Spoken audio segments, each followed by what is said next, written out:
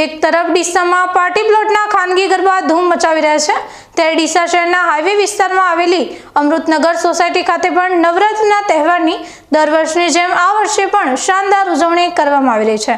નવરાત્રિના અંતિમ નોરતે અમૃતનગર સોસાયટીમાં સ્થાનિકો માતાજીની ભવ્ય આરતી કરવામાં આવી હતી।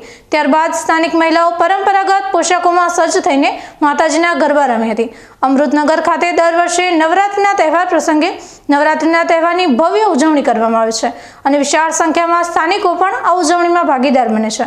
નવરાત્રિના તહેવાર દરમિયાન રાસ ગરબાની સાથે સાથે સ્થાનિકો માટે અલ્પાહારની પણ વ્યવસ્થા કરવામાં આવે છે અને સોસાયટીના તમામ રહીશો એકસાથે ગરબા રમવાની સાથે સામૂહિક અલ્પાહારનો પણ આનંદ માણે છે।